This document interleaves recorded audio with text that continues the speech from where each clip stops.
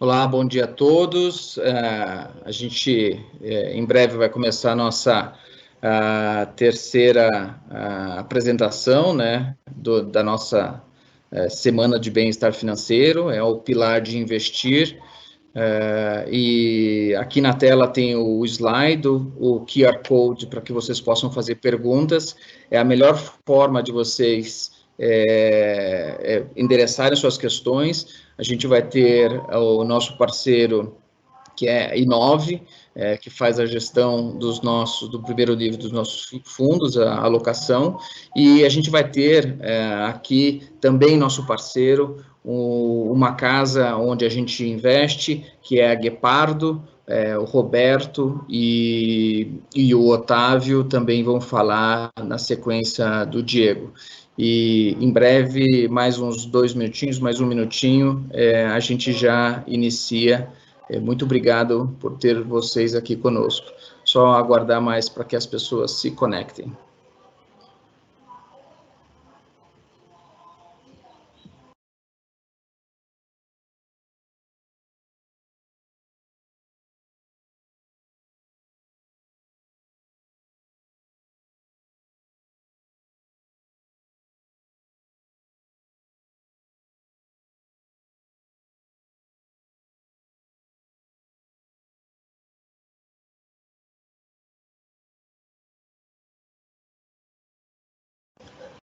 Mais um minutinho só, pessoal, e a gente já começa.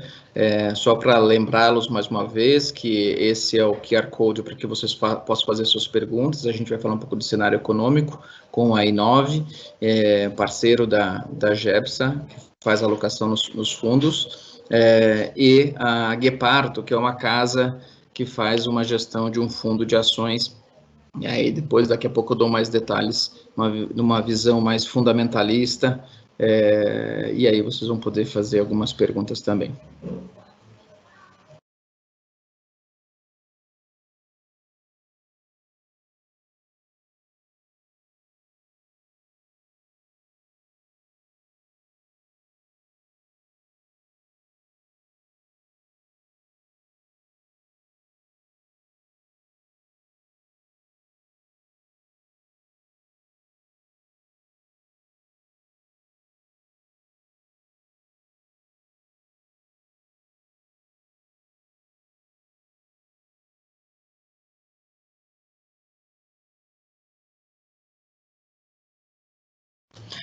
Bom, pessoal, bom dia mais uma vez, para quem não me ouviu, quem chegou agora. Eu sou Acácio, sou responsável pelo fundo de pensão da GE, dos funcionários da GE aqui no Brasil. Hoje a gente vai falar do nosso terceiro pilar nesse programa de bem-estar que a gente tem, que é sobre o pilar de investir. E para esse tipo de pilar, para esse tipo de assunto, é inevitável a gente precisa trazer um pouco de contexto econômico, um pouco do cenário, e para isso a gente vai ter a presença virtual aqui do Diego, que é o alocador dos investimentos da GEPSAPREV, e na sequência também estará conosco aqui o Otávio e o Roberto. Eles são da Guepardo Asset Management, é uma casa onde a gente também aloca. É uma casa que o fundo onde a gente aloca é um fundo de ações, aí com uma visão um pouco mais fundamentalista. Eles vão poder apresentar isso com mais detalhes, é mais bottom-up e um pouco, talvez, mais concentrado, o que faz muito sentido para toda a estratégia da GEPSAPREV de renda variável, desse segmento de renda variável, porque a gente diversifica em diversas casas para você aproveitar e com essa diversificação também reduzir um pouco do risco. Eu quero agradecer ao apoio, a parceria, tanto da Guepardo quanto da Inove.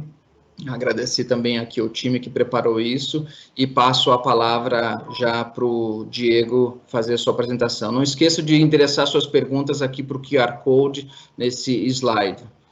Muito obrigado e bom evento.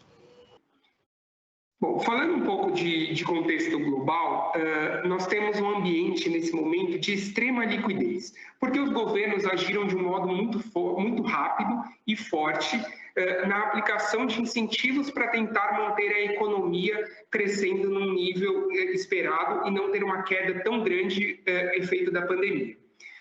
Se nós voltarmos no tempo um pouquinho, nós vamos olhar qual foi a última grande crise que nós tivemos. Bom, a última grande crise foi a de 2008, foi aquela crise do subprime americano no mercado de hipotecas nos Estados Unidos, onde os bancos em geral tiveram problema de liquidez.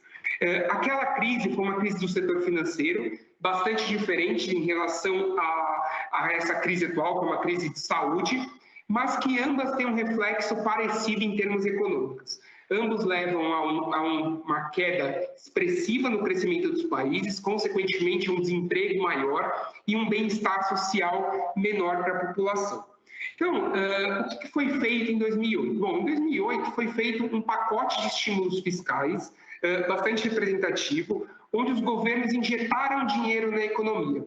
Então, para nós termos uma ideia, naquela época, os Estados Unidos injetou 5% do seu PIB, a Alemanha injetou alguma coisa perto de 4%, o Japão 3% do PIB, o que foram valores, para a época, bastante representativos. Sabendo que deu um resultado esperado e a economia de 2008 para cá cresceu de uma forma bastante acentuada, o que foi feito nesse momento? Bom, os bancos centrais, sabendo o remédio que era necessário, deram o mesmo remédio, porém aumentaram a dose.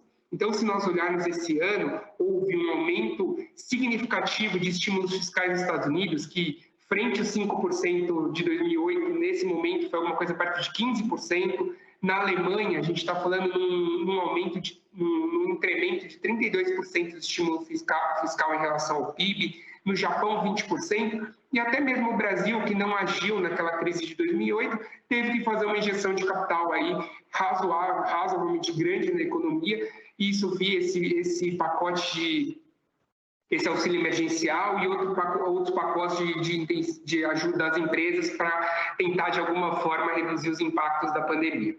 Então, nesse momento, nós vimos os governos colocarem bastante dinheiro na economia. Outro ponto que foi feito também foi na parte monetária, ou seja, os bancos centrais, no geral, aumentaram o nível dos seus balanços, aumentaram significativamente o dinheiro em circulação na economia.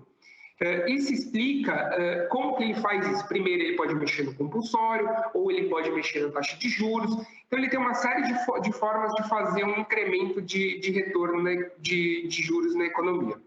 E o principal de dinheiro na economia. O principal vetor que ele usou foi os juros. Isso no mundo inteiro. Então, se nós olharmos, houve uma queda substancial na taxa de juros. Porque uma vez que você diminui os juros, você estimula o consumo.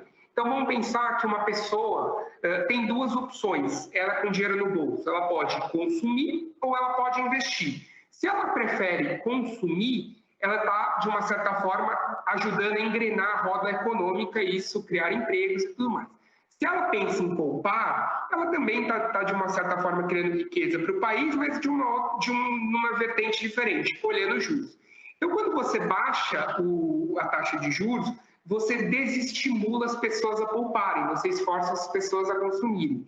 E aí, consequentemente, toda vez que a gente quer que uma economia tenta crescer, tenta expandir, o cenário ideal é baixar a taxa de juros, e foi isso que foi feito em praticamente todas as economias. Hoje nós temos as economias desenvolvidas tendo uma taxa de juros ali próxima de zero, e aí eu posso falar economias desenvolvidas como Estados Unidos, Canadá, Reino Unido, Japão, França, Alemanha, no geral as grandes economias, e nós temos mercados emergentes como Brasil, Rússia, Índia, México, China, com juros ali que tem hoje uma taxa básica entre 2% a 4%.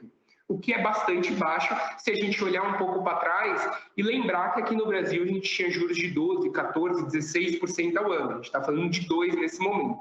Então, esses foram dois grandes fatores, dois grandes vetores econômicos que nos faz pensar em como traçar a estratégia daqui para frente. Será que esses dois vetores daqui para frente, qual é a estratégia que a gente tem que pensar?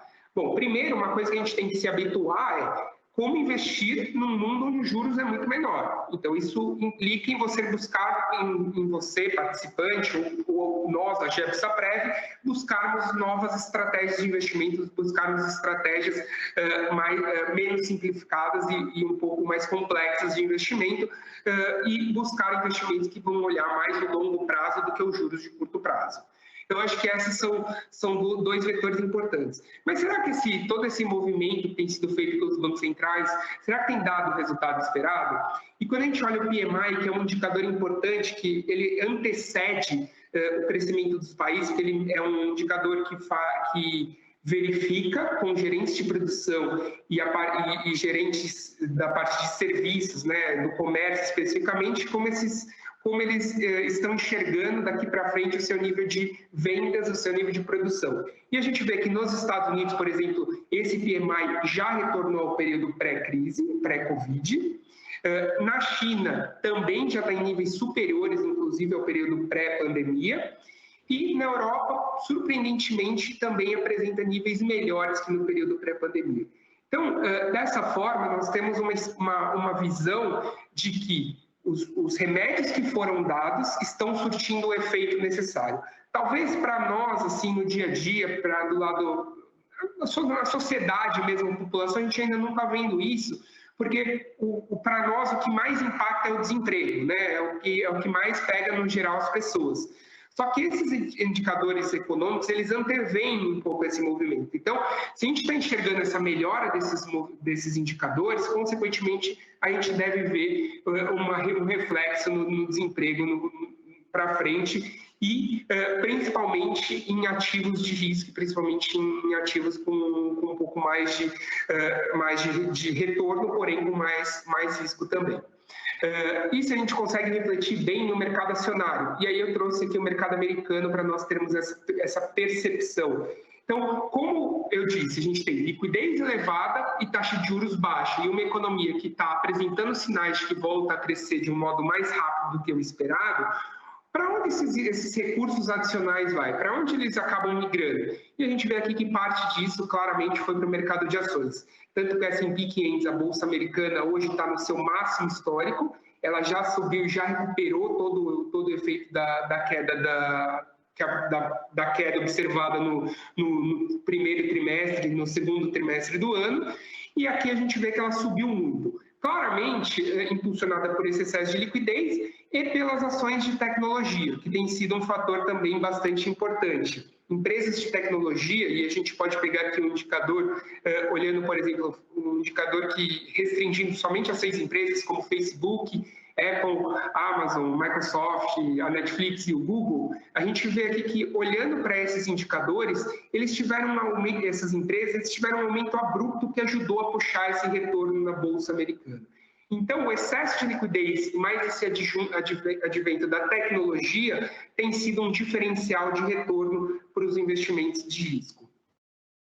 Tanto que hoje, se nós olharmos o S&P 500 em percentual do PIB, somados todas as empresas no mercado americano, elas já representam 150% do valor, 150% do PIB. Ou seja, se a gente olhar todas as empresas no mercado americano e somarmos o valor dela, já é maior do que o percentual do PIB em 50%. Isso nos dá uma boa leitura de como o dinheiro no mundo está se comportando, como o dinheiro acabou migrando para esses ativos de maior risco, principalmente a Bolsa. Mas isso tudo é mercado lá de fora, eu quero saber aqui no Brasil, meu dinheiro no final está aqui, como que no Brasil está se comportando o mercado? Bom, no Brasil nada muito diferente.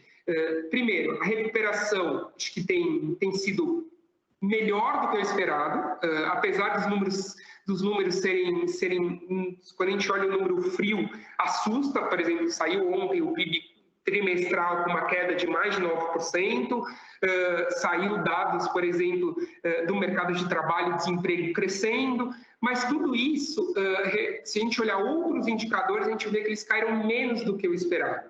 E aí isso faz com que as revisões de expectativa do PIB para esse ano estejam um pouco melhores do que era no auge da crise.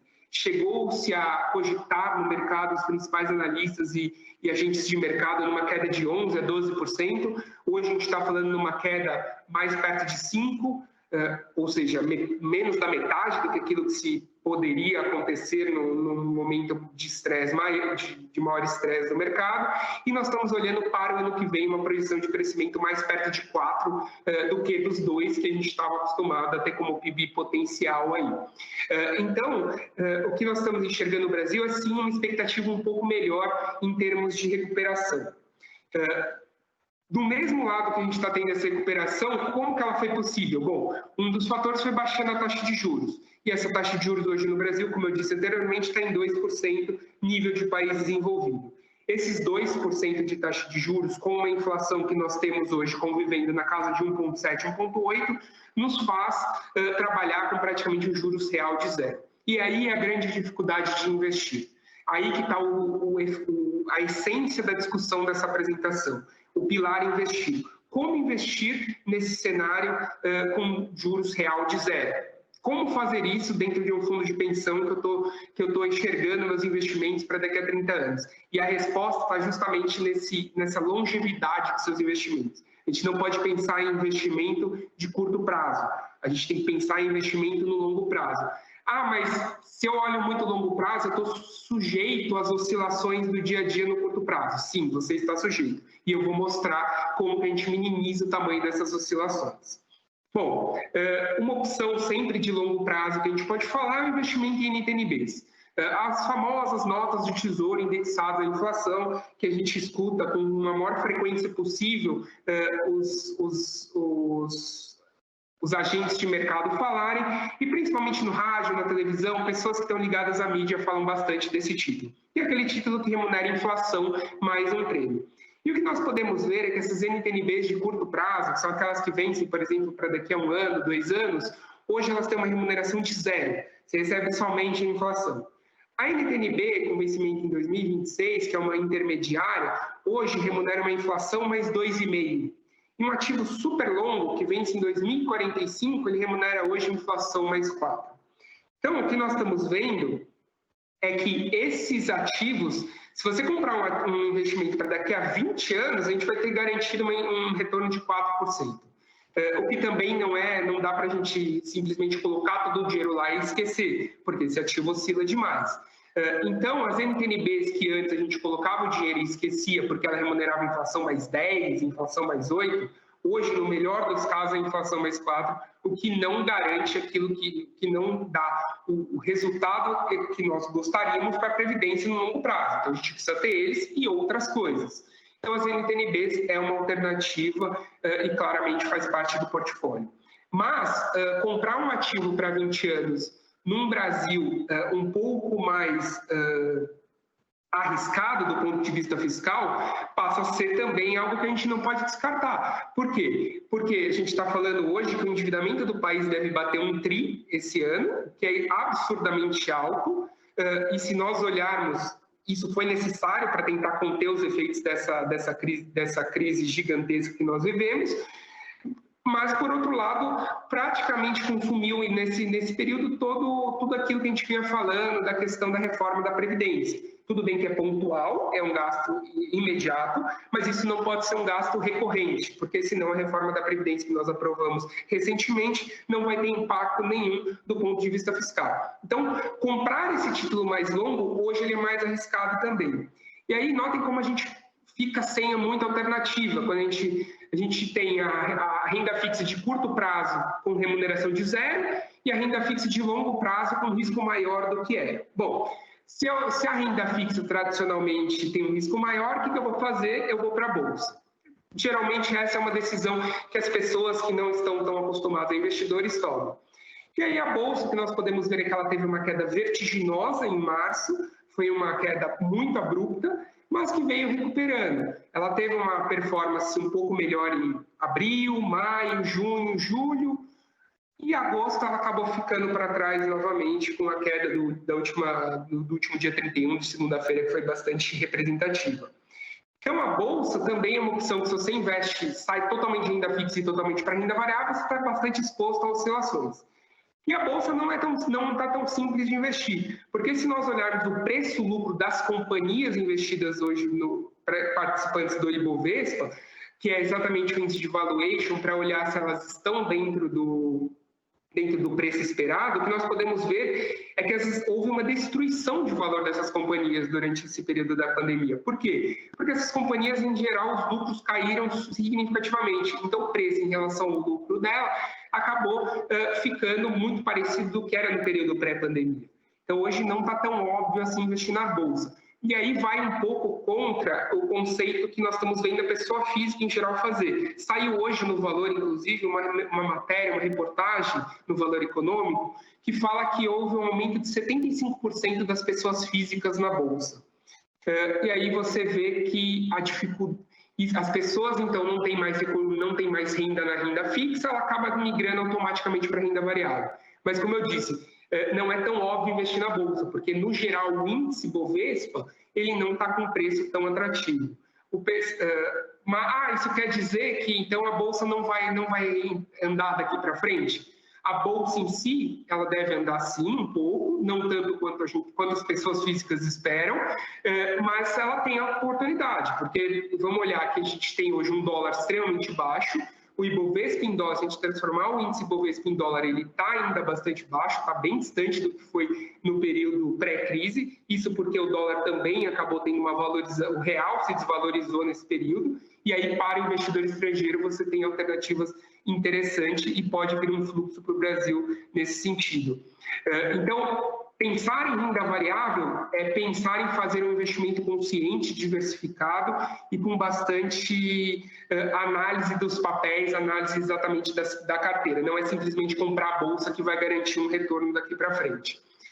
Então, olhando o market cap do Ibovespa em relação ao mercado americano, a gente vê aqui que hoje, frente ao PIB, as nossas ações têm um preço mais ou menos de 40%, versus os 160% que existe nos Estados Unidos. Então, a gente pode, de uma certa forma, olhar que o investidor estrangeiro tem atratividade para entrar na bolsa local, não só pelo câmbio, mas na visão dele também pelo preço das ações que está descasado em relação ao mercado americano. Então, acho que de um modo geral, eu queria passar essa mensagem para vocês. Nós temos menos renda fixa, nós temos como alternativa a renda variável, porém não é óbvio investir em bolsa, acho que essa é uma grande mensagem, é difícil investir na renda variável, e nós temos uma economia em recuperação. Diante disso, como que a Gexaprev pode se comportar, como que ela está se comportando daqui para frente? Bom, acho que eu queria só mostrar um gráfico antes que é muito importante, tá? Que é a rentabilidade do mês de março. Vamos olhar março e guardar essa mensagem.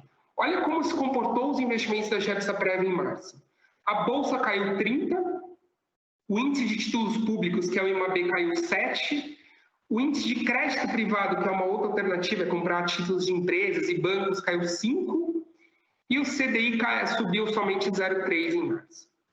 Como a carteira se comportou? A gente vê aqui que o agressivo caiu quase 14%, o super agressivo caiu 13%, o moderado caiu quase 10%, o conservador caiu 5% e o super conservador chegou a cair 2%. Então, houve uma queda brusca em todos os perfis no mês de março. Mas se a gente olhar o ano, olha como já recuperou bem. A Bolsa está caindo 14% no ano e a gente tem os perfis aqui em geral preservando o capital. Super conservador praticamente no 0 a 0, conservador, moderado, agressivo, tudo muito em linha. O super agressivo se beneficiou do momento que ele passou a existir. O super agressivo é um perfil que ele passou a ser oferecido a partir de fevereiro, e isso acabou, de alguma forma, ele não pegou toda a queda ele foi a partir de março, então ele não pegou a queda de fevereiro, e isso acabou ajudando o super agressivo. Mas, de um modo geral, a gente vê uma preservação de capital. Mas como é possível preservar capital de perfis com muito risco, com mais risco como agressivo, moderado e mesmo super agressivo, no ambiente onde a Bolsa cai 14%? E aí que eu disse, a gente tem que olhar a longo prazo, mas a gente tem que se atentar aos riscos de curto prazo. E como que a gente consegue minimizar isso? É diversificando. É você tendo não só o investimento entre renda fixa e renda variável. A gente tem que ter renda fixa e renda variável, mais todas as classes de ativos que é permitido para um fundo de pensão. E, além disso, dentro da renda fixa, fazer uma gestão ativa, é ter diversificação, e dentro da renda variável também ter essa diversificação. E isso tem gerado muito retorno no longo prazo. Tanto que, se a gente olhar a rentabilidade em 24 meses aqui, nós temos o CDI, que é uma referência de mercado, a 10%, o superconservador com uma performance 7,5%, bem abaixo do CDI. Isso explica o fato de a gente não conseguir diversificar no superconservador, ele só pode ter um tipo de risco, e isso acaba gerando esse impacto. Ele só pode ter renda fixa, e renda fixa sem volatilidade quase, então ele vai perdendo um pouco no tempo. Em compensação, os perfis que têm mais flexibilidade, a gente vê uma performance muito positiva. Conservador em 24 meses rendendo 14%, moderado 23%, e o agressivo 29%. O super agressivo não está aqui porque, como eu disse, ele foi criado esse ano. Olha como isso dá um retorno bastante expressivo. Por exemplo, conservador com quase 140% de CDI, moderado com mais de 200% e o agressivo com quase 300% de CDI. Agressivo, inclusive, batendo em 100% da Bolsa. Olha que interessante, a Bolsa dá 28% e o agressivo, que tem pouco menos de 50% em renda variável, consegue dar mais do que a Bolsa. E por isso que eu digo que a diversificação é muito importante. Hoje, se nós olharmos a composição das carteiras, e a gente pode dividir ela em 4 macro-estratégias, vamos dizer assim, hoje o super conservador tem 100% em renda fixa, baixo risco. O conservador, ele tem no total aqui quase 80% em renda fixa e 20% somente ativos com maior nível de risco. Lembrando que essa renda fixa tem um pouco de renda fixa com mais risco e um pouco menos. Quando eu falo risco, é volatilidade, tá? Porque esse amarelo é basicamente títulos públicos, que são as NTNBs. Nós temos o agressivo com quase, em divisão entre renda fixa e renda variável e ativos com maior oscilação, a gente está falando que tem 35% em renda fixa, super agressivo com somente 20% em renda fixa, e o moderado nós temos aqui com 55% em renda fixa. A parte que difere a renda fixa, o azul e o azul é com baixa volatilidade e o amarelo é com uma média volatilidade. Azul, basicamente, são títulos de crédito de grandes bancos e LFTs, letras financeiras do Tesouro, e o amarelo é basicamente NTNBs, ou seja, títulos indexados à inflação, mas que tem um certo nível de oscilação. Então, notem como diferem muitos perfis. A gente vai desde um perfil que tem 100% de renda fixa a um perfil que tem aqui praticamente somente 20%. Então, acho que é importante ter essa diferenciação para o participante. E dentro dessas estratégias, a gente tem uma diversificação muito grande. E aí é a chave do investimento, é a chave do negócio. A gente tem hoje 65 fundos de investimentos diferentes dentro da Gepsaprev. As cores sinalizam justamente isso. Então, nós temos os fundos de baixa volatilidade, são os fundos em azul, que tem fundos no Santander, no Itaú, até 2 casas menores, como o Crédit Agricole, que é um banco francês, e a Sparta. Nós temos fundos de média volatilidade em renda fixa, que são Vinci, Bradesco, Extra, Itaú, JGP, Votorantim, tem uma série de fundos aqui. Nós temos muitos fundos multimercados, que são as principais referências de mercado aqui, Absolute, Capitalo, Quiné, Adam, Can, Vinland, Campas, os principais nomes de mercado. Nós temos uma série de fundos de ações também aqui, com diversas estratégias, então desde um fundo de dividendos até um fundo mais ativo como o MOAT, até um fundo com uma visão extremamente fundamentalista, que é uma visão mais de longo prazo que a Gepard. Então a gente mistura curto com longo prazo no mercado de ações. Nós temos um pouco de exterior também, comprados aqui via fundos de renda fixa no exterior, como um fundo de renda variável no exterior com viés mais de sustentabilidade. E nós temos fundos estruturados, que vai desde um fundo com viés no mercado imobiliário até um fundo de private equity ligado ao Grupo Itaú, que compra ações, que compra empresas de menor porte para abrir capital. Então, olhem como essa é a chave. A chave dos investimentos é diversificar, o que permitiu nós preservarmos o capital dos perfis nesse momento de extremo risco e, ao mesmo tempo, ter uma visão de longo prazo, o que nos permitiu ter uma performance em 24 meses, 36 meses, bastante favorável. Então, acho que essa é a ideia que eu queria passar para vocês hoje. E eu vou passar agora a palavra para o Otávio e para o Roberto, que são da Gepardo, e justamente para explicar um pouco do investimento em ações, o investimento em ações no longo prazo, uma vez que a gente está falando de fundo de pensão no longo prazo, e que as pessoas, em geral, têm ido para a Bolsa, o que é bastante importante, mas está indo sem ter o conhecimento necessário, sem efetivamente ter uma visão em relação a como as companhias se comportam. Então, eu queria agradecer essa oportunidade de estar falando com vocês e ficar à disposição para eventuais perguntas aí no final da apresentação.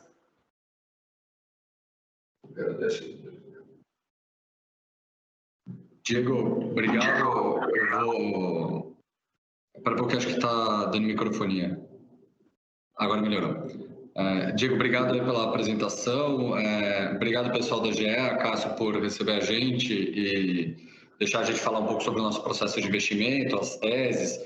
Esse longo prazo que o Diego tanto falou para a gente é muito importante, então também vamos entrar nisso. Junto comigo está o Otávio, que foi quem fundou a gestora, isso há praticamente um pouco mais de 19 anos, é o primeiro fundo que a gente tem. Vou mostrar uma apresentação para vocês. Vou começar explicando, né, a rentabilidade a longo prazo, o que a gente fez nesse tempo, e depois eu vou passar a palavra para o Otávio para explicar o processo de investimento, a parte qualitativa, que acho que é muito interessante para dar esse conforto e ter essa visão de longo prazo que a gente acha tão importante. Vê se vocês conseguem ver a minha apresentação aqui, ver se aparece para vocês. Tá aparecendo para vocês? Tá bom. Então, que nem o Diego comentou, a importância do longo prazo, né? Esse é o nosso primeiro fundo, que começou em 2001.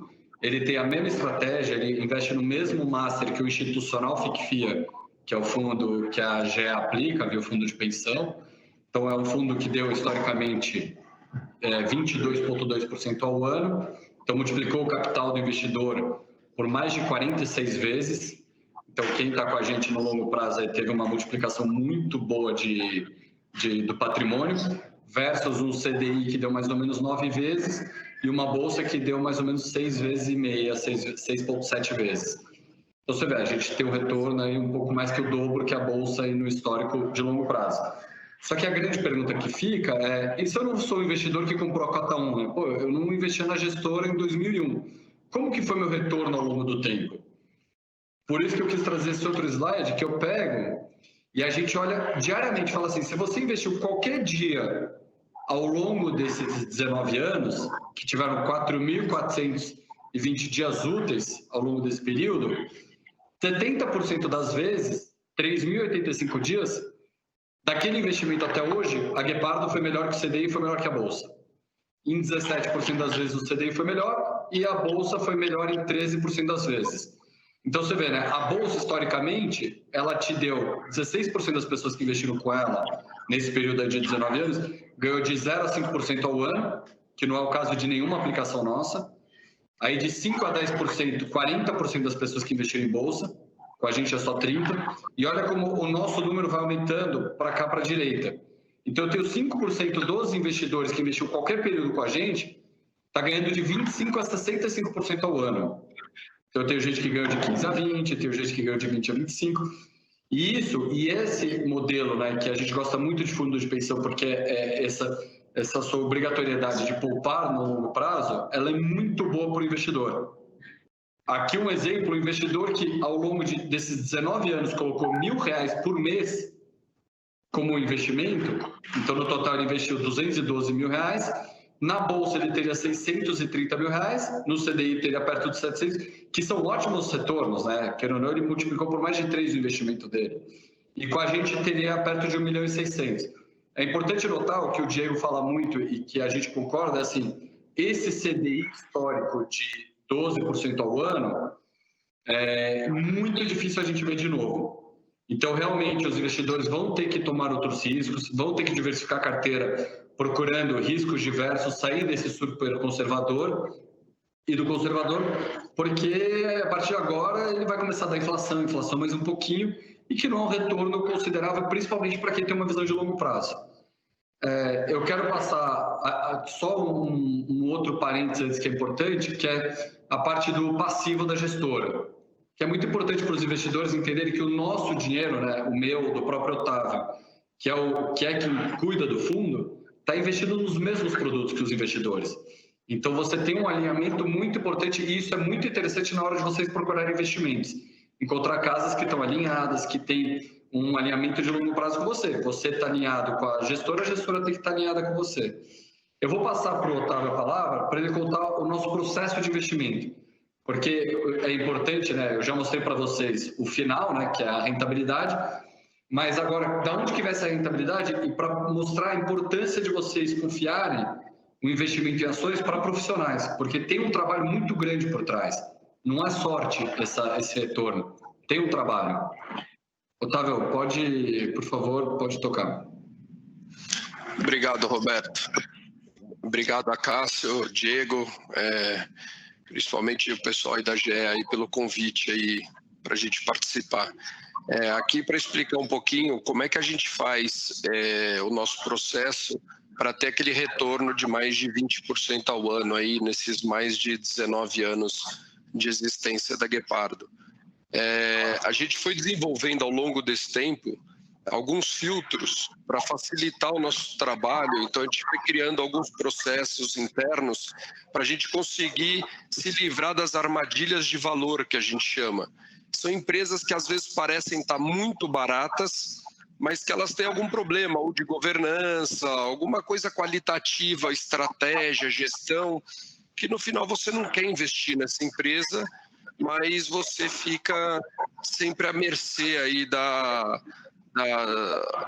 desse investimento e de cair nessa armadilha. Então, primeiro, assim, das 420 empresas listadas na Bolsa, a gente filtra o tamanho e a liquidez, filtra os setores, quer dizer, remove setores problemáticos. Eu vou citar um exemplo, companhia aérea, por exemplo. A Guepardo nunca investiu em companhia aérea. Desde o início da Guepardo, é um setor proibido. A gente fala, eles podem até ter momentos bons, ciclos bons, mas no longo prazo, como a gente é um fundo de longo prazo, eles vão ter problemas no meio do caminho. Então, do mesmo jeito que a Latam, e se vocês olharem Gol e Varig lá atrás, VASP, Transbrasil, todo mundo uma hora vai ter problema financeiro nesse setor. Então, a gente remove esse tipo de setor para não cair nessas armadilhas. Depois disso, a gente tem o nosso filtro ESG, que a gente olha muito o meio ambiente, social e governança das empresas. Depois um filtro qualitativo, que a gente avalia a gestão, a estratégia, a liderança e a cultura das empresas. Todos esses filtros, eles têm questionários com diversas questões que o nosso time de análise tem que responder, e algumas respostas são eliminatórias. Então, você acaba eliminando algumas empresas que, dependendo da resposta que vem nesse filtro. Depois disso, riscos, que é risco financeiro, econômico, contingência e sistêmico das empresas, para daí sim a gente chegar num universo de até 66 empresas. São as 66 empresas que a gente gostaria de investir. Nem sempre a gente tem oportunidade de preço para investir nelas. A gente gosta de comprar as empresas com um desconto grande do valor intrínseco, do valor justo. Por que isso? Esse desconto é uma margem de segurança para a gente se acontece, por exemplo, um evento como a pandemia desse ano. Vocês podem ver que a Guepardo esse ano, o fundo está 0-0 no ano, quer dizer, a gente não está caindo no ano, mesmo com a Bolsa caindo 12%, 13% no ano, o nosso fundo está 0-0. A gente conseguiu manter essa queda bem menor que a Bolsa e gerar alfa, graças a essa margem de segurança, porque a gente já estava comprado em ativos com um bom desconto do valor intrínseco. E essa margem de segurança toda ajuda a Guepardo a investir. Então, sempre o quantitativo é importante depois do qualitativo. A gente aprova aquelas 66 empresas, lá dentro vai ter lá o Fleury, o Banco Itaú e Raia Drogasil, diversas empresas boas, mas nem sempre é possível a gente comprar.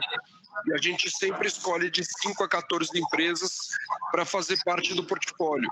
Aí sim, por análise quantitativa. Esse gráfico seguinte é um gráfico que mostra a Cosan. É um exemplo de investimento que a gente fez nos últimos 2 anos. Saímos do investimento em janeiro desse ano. Era a maior posição da Guepardo durante algum tempo do ano passado. Isso mostra o gráfico azul marinho, a linha azul marinho, são ações de Cosan por cota do fundo. Isso mostra como é que evoluiu a nossa montagem, a construção de posição do fundo na Cosan. Então, a gente começou lá em dezembro de 2017 a comprar a ação estava a 30 e poucos reais, e a gente foi aumentando a posição, a ação ficou de lado até o final de 2018, e de repente a ação começou a andar. O gráfico cinza é o preço da ação. Vocês podem perceber que a ação vai subindo, quando a ação atinge o nosso valor justo, ou um pouquinho abaixo do valor justo, porque a gente tem uma outra opção. Muitas vezes a gente não vende a nossa posição quando ela atinge o valor justo. A gente vende um pouquinho antes, porque a gente tem uma outra oportunidade com muito desconto do valor intrínseco para comprar. Então, se uma posição tem lá 5% de desconto do valor intrínseco e eu tenho uma outra com 50% de desconto, a gente acaba fazendo essa migração de posição, essa troca. E na Cosan, a gente desinvestiu, a linha azul marinho, vocês podem ver o tamanho da queda no final de 19 e início de 2020, e ela deu um retorno de 39,1% ao ano, foi a taxa interna de retorno desse investimento para o fundo, nesse período. Obviamente que é um investimento, um exemplo muito bacana que a gente mostrou aqui, que foi um investimento muito rápido. Você entrar numa empresa e colher os frutos em 2 anos não é normal. A nossa média, para vocês terem uma ideia, são quase 3 anos a média de maturação. Tem investimento que chega a ficar 6 anos na carteira. Então a Cosan foi uma coisa muito legal que aconteceu, porque a gente comprou durante 1 ano, aí a ação subiu bastante e a gente conseguiu desinvestir e maturar o investimento. Tem um outro exemplo que a gente quer mostrar no próximo slide, que vocês vão ver que é a JSL. A JSL ela ainda está no fundo, por isso que a gente não colocou a TIR do investimento. Mas a gente começou a investir lá em outubro de 2012 na ação. Compramos o primeiro 1/3 de posição. A ação foi caindo durante 6 anos. De outubro de 2012 até 2018, a ação só caiu. E a gente foi aumentando a posição, como vocês podem ver na linha azul marinho.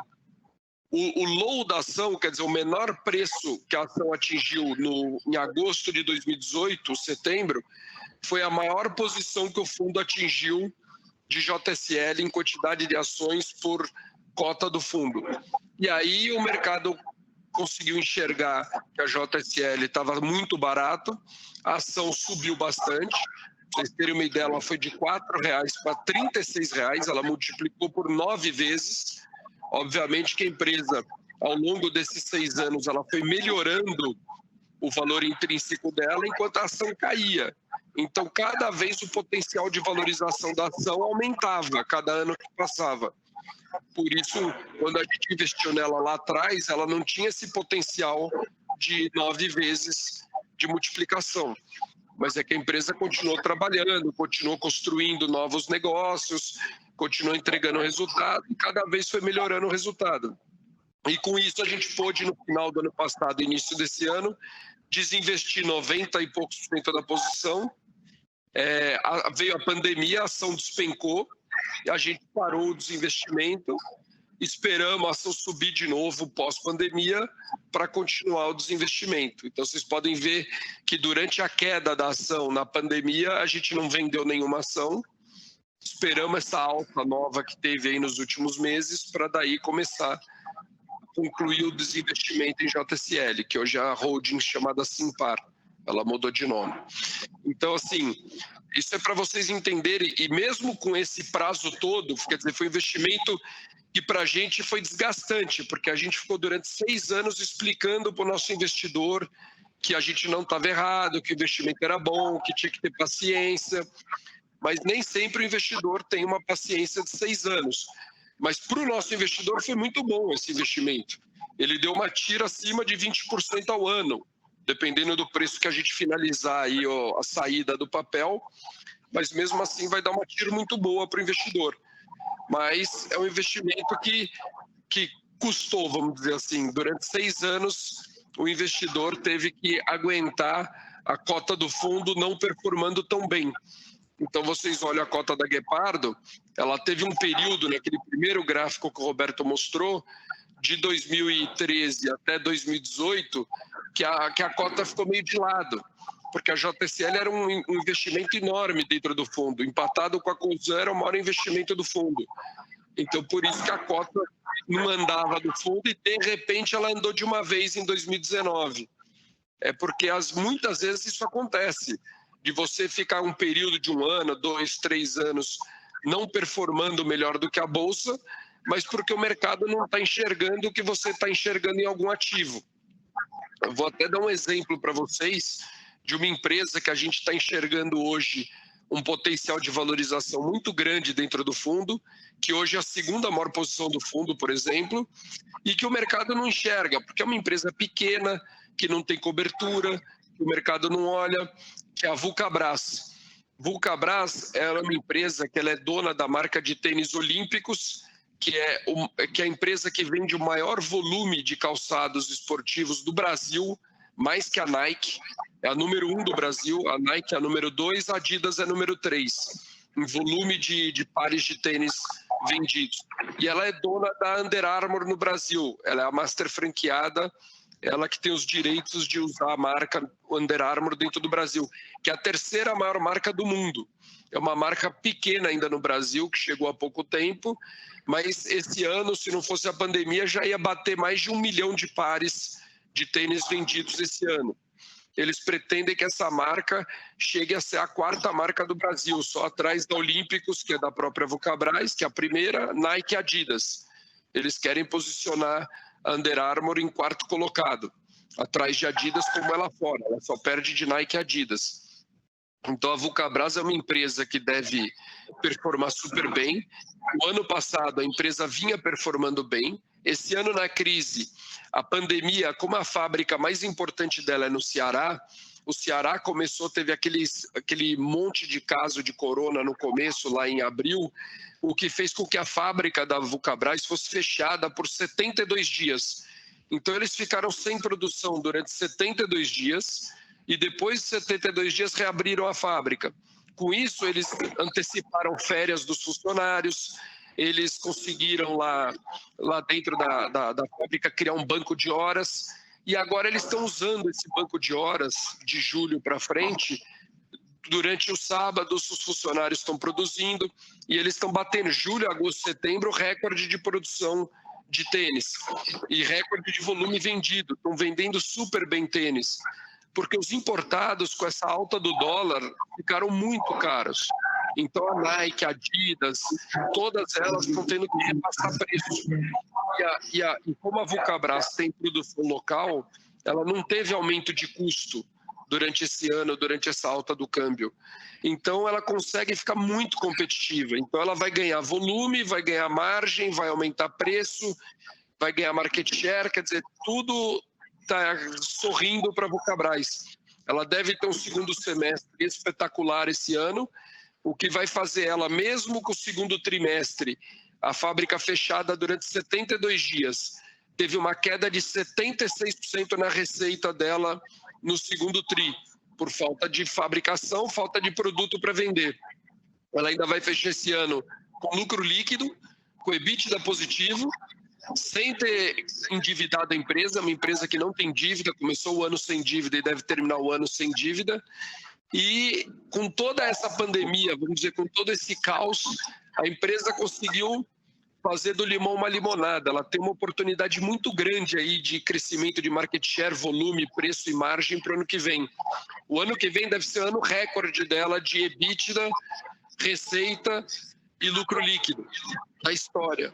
A gente acredita muito nisso.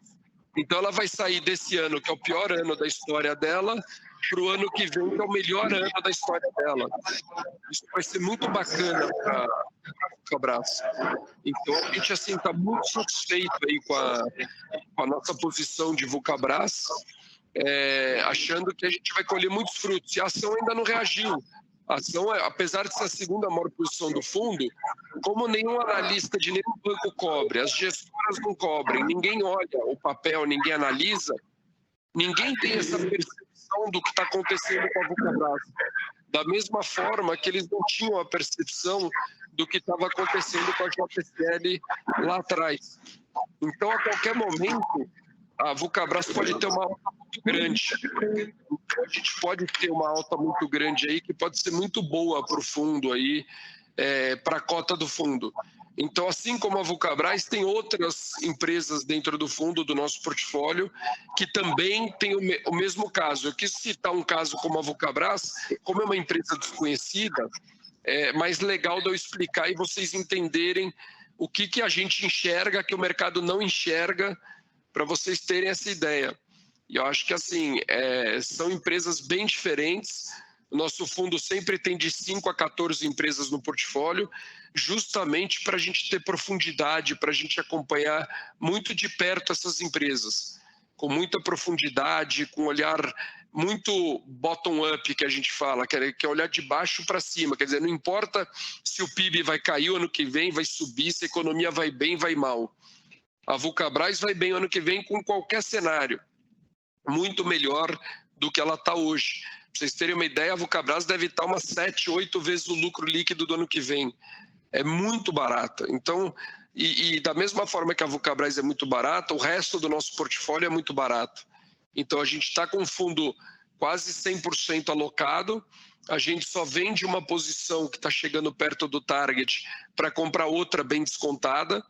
Então, a gente está sempre fazendo essa gestão a fim de melhorar e gerar alfa. Vocês podem ver que um mês como agosto, que é um mês que a bolsa caiu, o nosso fundo acabou subindo bastante, foi um dos melhores meses do nosso fundo. A gente gerou muito alfa, quer dizer, o nosso retorno foi muito acima do retorno da bolsa, porque a gente não tem muita correlação com a bolsa. É muito difícil durante a pandemia, que tudo caiu, a gente não sofrer junto, a gente acabou sofrendo junto. Agora, em meses que a bolsa fica de lado, ou cai um, cai dois, ou sobe um, sobe dois, o nosso fundo acaba não tendo tanta correlação com a bolsa. Ele só tem correlação nos grandes movimentos de queda ou de alta da bolsa. Agora, em meses que a bolsa fica andando de lado, que a gente fala, o nosso fundo vai gerando valor porque os nossos papéis, eles normalmente negociam com uma margem de segurança muito grande. Eles estão muito descontados do valor justo. Então, esse é o charme do fundo, e isso é o que fez o fundo dar 46 vezes em 19 anos. Quer dizer, quem botou R$1 milhão há 19 anos atrás virou 46 milhões de reais hoje, que é aquele gráfico que a gente mostrou. E com um monte de crise no meio do caminho, um monte de pancadaria aí no meio do caminho, muitos erros, muito mais acertos do que erros que a gente teve dentro do fundo nesse período. Mas tivemos aí algumas empresas aí que a gente investiu e que no final a gestão não era tão boa quanto a gente imaginava, ou a estratégia, alguns erros qualitativos que obrigou a gente a sair. E por isso a importância desse filtro qualitativo e desses questionários que a gente montou para blindar o fundo de erros, né? Para a gente tentar minimizar os erros, investir cada vez menos nessas armadilhas de valor que a gente chama. E essa é a ideia do fundo. Roberto, alguma coisa que você quer acrescentar que eu esqueci aí? Eu acho que é importante isso que você comentou, né? E até o caso da JSL, ele é muito emblemático porque separa muito o investidor profissional que faz todo esse trabalho, essa lição de casa qualitativa, que às vezes a pessoa física não tem acesso, não tem tempo, né? Não é o métier, não é o trabalho dele, de conhecer a empresa. A JSL eu estava acabando comentando, mas ela é a dona, né? Hoje em dia chama Simpar, mas antigamente era a JSL. Ela é a dona da Movida, de aluguel de carro, que vocês devem conhecer muito bem. Ela que fez a Movida tinha 2.000 e poucos carros quando ela comprou em 2013. Quem fez a Movida, se é a Movida que todo mundo conhece hoje, foi a JSL. E esteve ao longo do nosso investimento, na nossa tese de investimento, esse investimento deles no Rent-A-Car, né, no aluguel de carro na Movida, e todo o crescimento a gente acompanha muito de perto. É muito importante esse trabalho qualitativo que o Otávio comentou, e que as pessoas físicas normalmente não vão ter o acesso, não vão ter o tempo, não são profissionais desse mercado. Por isso a importância de, né, que nem o Diego também falou, a importância de diversificar em alguns fundos, conhecer os fundos, né? Então, mérito da Inove, que vai atrás, conhece profundamente os gestores, entende a cabeça, vê se está alinhado com o posicionamento de longo prazo que eles querem ter, e aí decidem fazer o investimento. Acho que é isso. Queria passar para as perguntas, para o Diego. O Roberto e Otávio, obrigado. O Diego também, obrigado pelo cenário. Eu acho que essas informações, eu acho que a escolha, o trabalho que a Inove faz de seleção da casa, profundo trabalho que ela faz, e a gente acompanha isso de perto, porque eu acho que uma asset tem muito do CPF, né? Por isso, porque é a visão do gestor, a visão da casa. Por isso, o alinhamento que você mencionou, Roberto, eu acho que isso é muito importante, porque vocês, os gestores, precisam estar nessa casa. E esse é um tipo de monitoramento que a gente faz da movimentação dos gestores entre as casas aí. Por isso que o importante mesmo é esse movimentação. Também é interessante a visão, né? Às vezes você olha num outro ponto, por isso investir em fundo é interessante. Hoje em dia, a gente tem muitas plataformas, né, de investimento, onde você, às vezes, lá vê FIC, FIA ações, você acha que ações, às vezes não entende, mas tem estratégias por trás disso que às vezes não ficam claras no nome do fundo. Precisa ter um pouco mais de dedicação, olhar lá o prospecto, alguma coisa, uma lâmina, mas eu acho que isso também é importante. E o investidor comum, com esse excesso de informação, às vezes ele se coloca com uma ânsia, com desejo de investir, e às vezes pode errar a mão. Também, da mesma forma, eu acho que observar o tamanho da diversificação que a gente faz no fundo de previdência, né? Quando a pessoa coloca lá o real dele, lá, a contribuição dele, ele está comprando todos esses fundos com um ticket. Imagina, a gente sabe como é fazer esse tipo de diversificação. Se você fosse fazer por uma plataforma, são algumas leituras, muitas leituras e algumas operações que você precisa fazer. E olha que alguns fundos você ainda não consegue nem entrar pelo ticket mínimo de entrada. Eu acho que é muito importante e também respeitar as diferentes opiniões. Acho e respeito a visão sobre o mercado de aviação, e a gente sofre com isso, mas é um mercado extremamente importante, né? Que ainda consegue conectar as pessoas. A gente está num momento que isso tem ficado com uma velocidade, com uma dificuldade maior por causa da pandemia, mas a aviação segura, rápida, é um mercado que também movimenta o mundo, como todos os tipos de ativo, mercado, sempre tem alguma oscilação. E eu quero agradecer mais uma vez e passar para a Ellen, que acho que talvez tenha algumas perguntas para você. Ellen, se você puder endereçar para quem você vai perguntar. Obrigado, pessoal. Acho que essa primeira pergunta é para o Diego, e algumas pessoas favoritaram essa pergunta. Eles querem saber o seguinte: qual é a expectativa para a valorização do real num curto ou médio prazo, e se esse é o momento de começar a pensar em investir em moeda estrangeira como a melhor opção? Bom, acho que essa pergunta é bem interessante, porque ela dentro de uma pergunta você responde algumas. Bom, primeiro, acho que o real abaixo de 5 dificilmente a gente vai ver no curto prazo. Eu acho muito pouco provável isso. Por quê? Porque o investidor estrangeiro, que é o grande capital do mundo, é onde está o grosso do recurso, ele precisa ter atratividade para entrar no Brasil. Com juros a 2%, ele não tem atratividade nenhuma. Então, uma forma de você contrabalancear isso é você deixar o real desvalorizado. Então, eu acho que não há perspectiva dele para baixo de 5. Ele muito para cima também, ele em torno de 5,50, 5,60, também não é um cenário esperado. Por quê? Porque nesse nível, a entrada de dinheiro no Brasil é tão grande que automaticamente o mercado se autoajusta e puxa ele para baixo.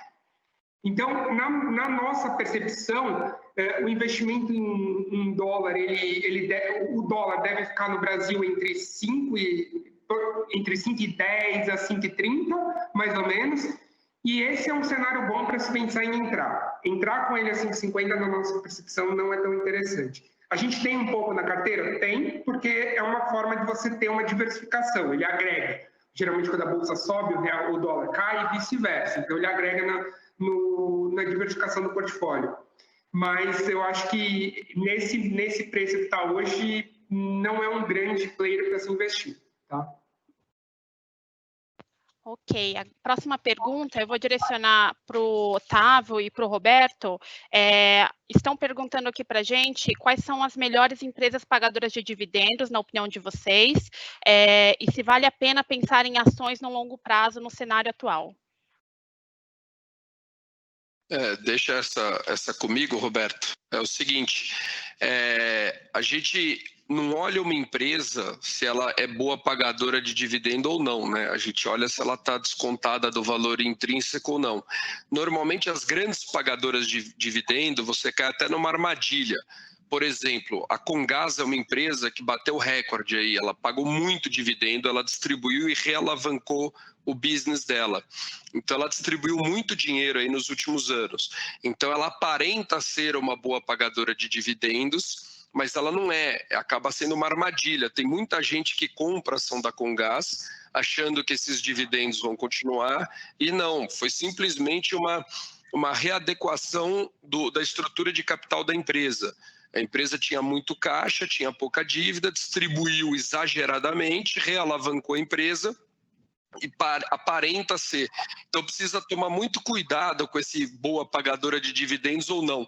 Outra coisa, normalmente quem paga dividendos altos são as empresas de utility.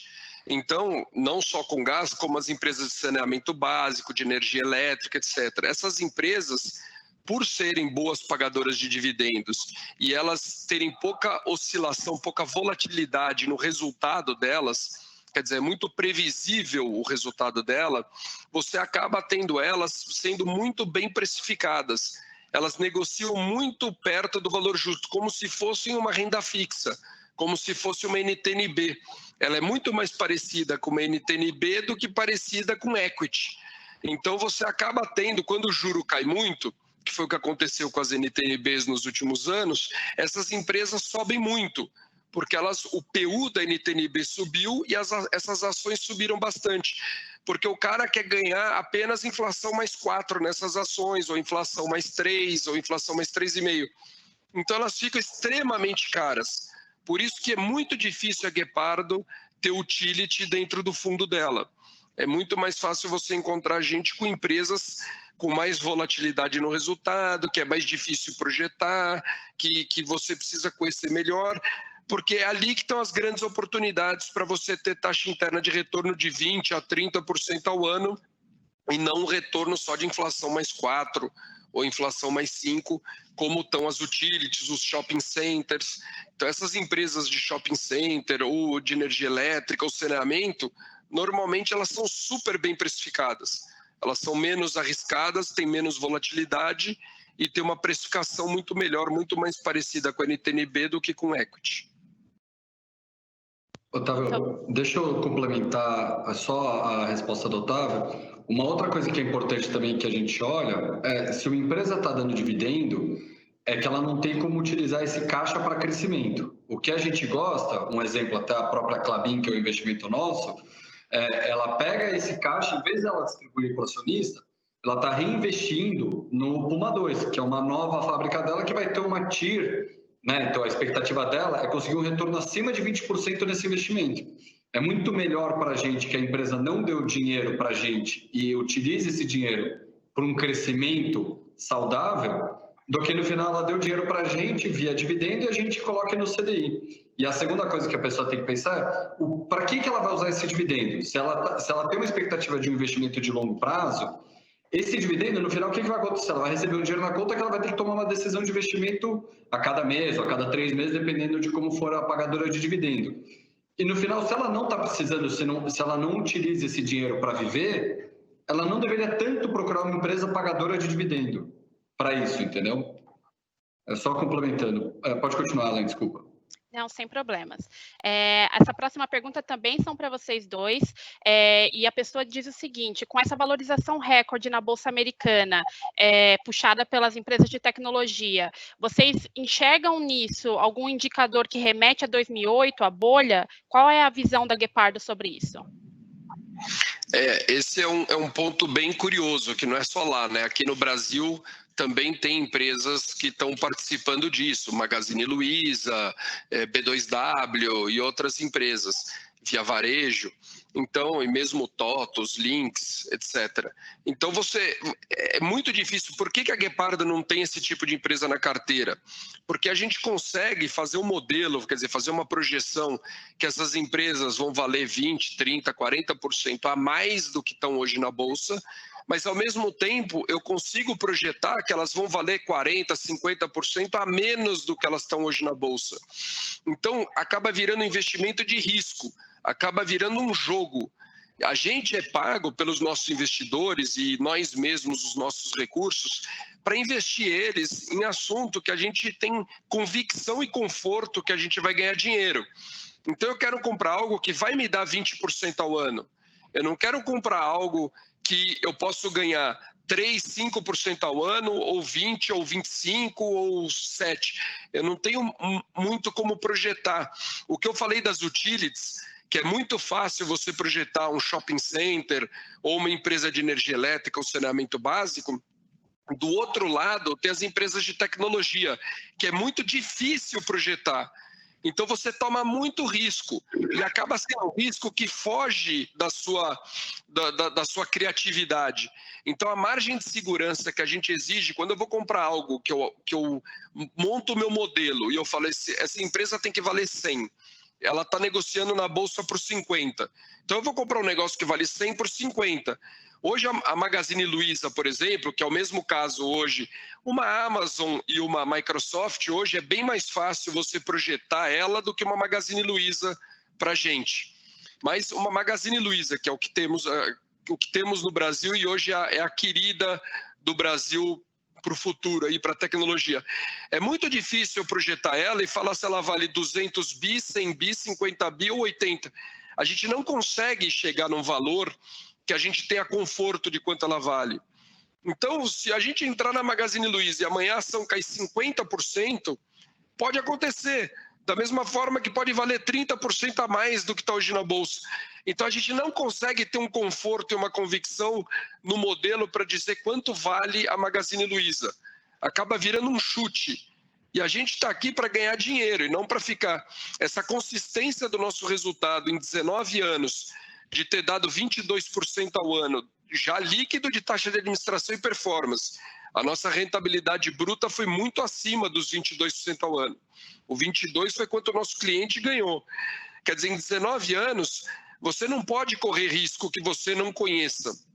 Então, a gente não pode investir. Muita gente brinca, a bolsa é jogo. Para a gente, bolsa não é jogo, não é um cassino. É um lugar que tem um monte de empresa que a gente faz uma análise e vê que essa empresa vale 100, ou 97, ou 98, ou 102, fica sempre ali por volta de 100, com uma margem muito pequena de diferença no nosso target, quer dizer, se tudo der errado vale 98, se tudo der certo vale 102, na média 100, mas eu compro por 50 ou por 60. Então, sempre quando a gente investe, a gente tem uma margem de segurança muito grande. É muito difícil perder dinheiro ou não ganhar dinheiro no longo prazo nessas empresas. Obviamente que tem movimentos de curto prazo, como a pandemia, que a nossa cota do fundo, quer dizer, a marcação a mercado dessas empresas pode cair muito. Para vocês terem uma ideia, nessa pandemia, o target médio das nossas empresas do fundo não caiu na pandemia. Apesar do nosso fundo ter chegado a cair 46% durante a pandemia, as empresas que a gente analisa, teve empresa nossa que chegou a cair 30% o valor intrínseco, o valor justo. Mas teve empresa nossa que subiu durante a pandemia, empresas exportadoras, que têm receita em dólar, etc. Então, no final, só aumentou o desconto. Quer dizer, só foi melhor, que foi o que a GE se aproveitou via I9, vocês aí acabaram investindo muito na Guepardo durante a pandemia. Quer dizer, vocês entraram muito bem. Mérito de vocês e do Diego de ter achado a Guepardo no meio da pandemia e ter investido e capturado essa volta aí bem grande dentro da Guepardo. Mas ainda continua. Hoje é muito melhor investir nos fundos da Guepardo do que era em fevereiro e janeiro. A nossa cota hoje está muito mais descontada do valor intrínseco do que ela estava lá em janeiro e fevereiro. Não sei se deu para entender aí a resposta. Acho que sim. E agora, por causa do nosso tempo, nós vamos fazer a última pergunta. E aí várias pessoas fizeram essa mesma pergunta, que é a dificuldade de um investidor individual diversificar o seu patrimônio. Então, qual é a dica de vocês para essas pessoas que investem o próprio dinheiro numa corretora, diversificarem o patrimônio de uma maneira inteligente no momento atual? Acho que a primeira dica realmente você buscar um lugar onde você consiga acessar um leque grande de investimentos, que vai desde uma renda fixa, renda variável, multimercado. Esse é o ponto principal. O segundo é tentar sempre buscar fundos ou algum tipo de estratégia que consiga agrupar investimentos. Então, você consiga ter algumas classes de fundos diferenciadas dentro dessa mesma estratégia, porque o seu ticket médio consegue ser, o seu valor investido, ele acaba sendo diluído, né, entre diversos fundos diferentes, diversas estratégias. Isso pode ser um fundo de cotas, chamado FIC, ou pode ser, por exemplo, um fundo multimercado. Então, a ideia seria você conseguir ter uma abrangência maior. E, claro, olhar sempre um horizonte de investimento condizente com o que você está esperando. Então, não adianta pensar em investir em ganhar no curto prazo investindo em ações. Não é esse o objetivo. Você tem que estar com isso muito bem alinhado. Então, acho que essa é a melhor forma de você conseguir fazer esses investimentos. É buscar um parceiro que faça sentido, uma plataforma que tenha bastante opções, tentar utilizar esse recurso de forma que você consiga olhar agrupar os investimentos em um único ativo e ter um horizonte de investimento condizente com suas expectativas. Então, acho que é assim que você conseguiria fazer uma boa diversificação. Diego, desculpa, só para completar, acho que uma outra coisa importante também, caso a pessoa venha a investir em fundos direto, um grande risco que acaba acontecendo e que a pessoa tem que evitar, ela não olhar a cota dela como um todo, mas começar a olhar numa lupa cada fundo que ela investe. O grande mérito, né, da GE de ter a Inove, né, ter um fundo que compra vários fundos, é que no final o cotista ele só está vendo uma cota, que acaba sendo ajudada, né? Por exemplo, que nem o Otávio comentou, em agosto a gente foi muito bem, os outros fundos foram mal, em julho os outros fundos andaram mais próximo que a bolsa, a gente andou menos. Então, é importante porque a partir do momento que ele investe direto em cada fundo, ele acaba todo mês olhando com uma lupa cada um desses fundos e fica se questionando, por que esse fundo foi mal esse mês e aquele foi bem? E não pode ser olhado assim. Cada fundo vai ter o seu momento, o seu retorno, tem que ter uma visão de longo prazo para todos. E o interessante também que o Diego comentou das plataformas, hoje muitos fundos têm um acesso com ticket baixo.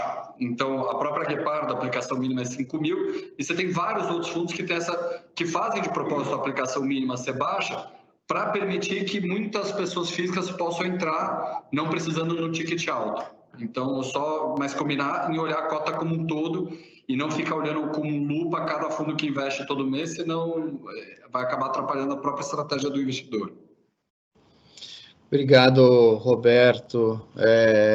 Antes de passar para as considerações finais de vocês, eu acho que uma pergunta você já endereçou aí, que a Guepardo está disponível aí nas plataformas para aquisição, há um ticket de 5 mil reais.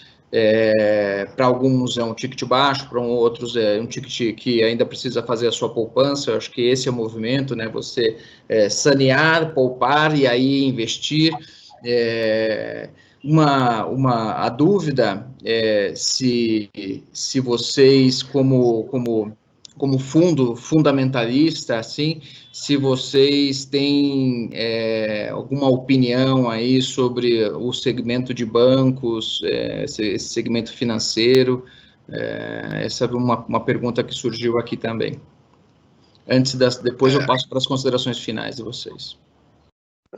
Boa pergunta. Inclusive, a maior posição hoje da Guepardo, eu falei da Vulcabras, que é a segunda maior, a maior é Itaú. Então, assim, é o segmento de bancos, a gente gosta muito na contramão. Esse é um investimento um pouco diferente, porque existe aquele investimento que ninguém conhece, como a Vulcabras, que a gente tem um conhecimento muito maior que o do mercado por ninguém cobrir, por ser uma empresa desconhecida. E tem um investimento como o do Itaú, que todo mundo conhece, mas que a gente vai na contramão do mercado. O mercado hoje só pensamos em startup, é fintech, vão destruir, a XP está indo super bem, todo mundo vai destruir o Itaú não vale mais nada, acabou, na pandemia, olha o tanto de provisão que o Itaú fez, o ROI do Itaú despencou de 23% para 13%. Então está todo mundo metralhando o banco e batendo em banco. Com isso, as ações do Itaú sofreram muito, ele ficou extremamente descontado do valor intrínseco. E aí é uma boa hora, a gente já foi acionista do Itaú lá atrás, várias vezes durante esses 19 anos, e foi uma boa hora para a gente voltar para o Itaú. A gente gosta muito do Itaú, a gente acredita que no ano que vem o retorno sobre patrimônio líquido, o ROI do Itaú, deve andar bastante ano que vem, e já chegar próximo aos 20% de novo, e aí o mercado para de falar mal dos bancos novamente. Mas nesse momento, enquanto está todo mundo batendo no Itaú, a gente aproveita a contramão para comprar. A gente gosta muito desse movimento. Essas empresas muito cobertas, muito líquidas, você só consegue ter um diferencial e uma entrada quando você pega essas contramãos de mercado. Então a gente se aproveita aí dessas contramãos, de vez em quando dá essa oportunidade. A cada 4, 5 anos acontece aí uma tempestade dessa, que a gente consegue se aproveitar e montar posição, mas a gente gosta muito sim, e principalmente o Itaú para a gente é o principal, aí, é o melhor banco deles aí em estratégia, em gestão, tudo dele é o melhor quando comparado a Bradesco, Santander, Banco do Brasil, etc. Otávio e Roberto, muito obrigado pela disponibilidade de vocês estarem aqui com a gente. Eu acho que vocês até foram bastante diretos, eu acho que deram uma mensagem muito positiva e específica do segmento que vocês operam e da estratégia que vocês executam. Acho que o processo para nós é fundamental, trazer essa visão, acho que para a nossa população é bem interessante. E muito obrigado. E aqui veio até 2 dicas aí de ações para se investir. Dicas, eu já aviso para todo mundo, acho que quem não quer seguir alguma dica, escolhe um gestor e aí segue muito mais fácil, porque você fazer a sua própria carteira, aí você tem que ter um pouco mais de dedicação. Então, é bom, acho que pode experimentar, mas tem que ir com parcimônia aí. Muito obrigado, eu deixo para vocês 3 aí, primeiro para a Guepardo, depois para o Diego, para vocês fazerem as considerações finais, e meu muito obrigado mesmo para vocês. Nós que agradecemos, foi um prazer poder participar, foi um prazer poder estar aí com vocês, tentar passar um pouco da Guepardo, contar um pouco do que a gente faz aqui, como a gente faz, e que nem você falou, essas dicas, normalmente você sabe quando a ação está barata, mas daí você não sabe quando ela está cara a ponto de você sair, de você desinvestir, ou você vende antes dela atingir o valor intrínseco, ou você vende depois, ou você não vende na hora certa para comprar outro ativo. Então sempre é melhor o profissional, né? Sempre eu acho que a pessoa tem que optar por alocar o dinheiro na mão de um profissional. É muito barato pagar taxa de administração e performance se você encontra um bom profissional. Agora, se você encontra um mau profissional, um fundo ruim, aí essa taxa acaba ficando cara. Então, assim, sempre, se você pegar o fundo da Guepardo nesses 19 anos, ele performou melhor do que qualquer outra ação. Então, foi muito melhor você comprar o fundo Guepardo do que comprar uma ação aleatória, qualquer uma que teve por aí. Então, essa é a dica, é a pessoa buscar sempre um profissional de excelência, que é o que vocês fazem através da Inove, né? Contratando a Inove, eles estão buscando esses profissionais, eles estão selecionando para vocês. Diego? Bom, eu que agradeço a participação, agradecer o time todo da Gepsaprev que nos proporcionou a fazer essa apresentação, agradecer ao pessoal da Guepardo também, o Otávio, o Roberto, por contribuir muito para esse evento. E acho que a mensagem principal é olhar a Gepsaprev hoje é um investimento, como eu disse, bastante seguro, onde a diversificação consegue proteger o capital nos eventos de crise e consegue, ao mesmo tempo, ter uma boa rentabilidade de longo prazo adequada a um perfil de um fundo de pensão. Então, acho que aquela pergunta que eu respondi antes, da questão onde é o melhor diversificar, sem dúvida, a Gepsaprev hoje é a melhor opção hoje para você diversificar, até pelo benefício fiscal que você vai acumulando, o seu recurso só paga o imposto de renda lá na frente quando você retira essa aposentadoria. Então, acho que a mensagem é essa, a Gepsaprev é bastante segura, traz todos os conceitos de investimento para vocês, investidores, e com esses juros no curto prazo tem que pensar mesmo em investir e rentabilizar esse recurso para aposentadoria lá na frente. Cada hora vai ser mais difícil ganhar dinheiro e acumular recurso no curto prazo. Ok, gente, muito obrigado. Eu acho que tem o benefício fiscal, tem a contrapartida da empresa, acho que é muito boa, desconta do Olerite, você não sente, isso flui, e quando você menos percebe, você tem um bom investimento em casas assim de primeiro nível e com uma diversificação muito boa. Mais uma vez, muito obrigado, Otávio, Roberto e Diego, pela essa participação, e me despeço de vocês. Até uma próxima. Tchau, tchau. Tchau, tchau. Até a próxima. Obrigado. Tchau, obrigado. Tchau, obrigado.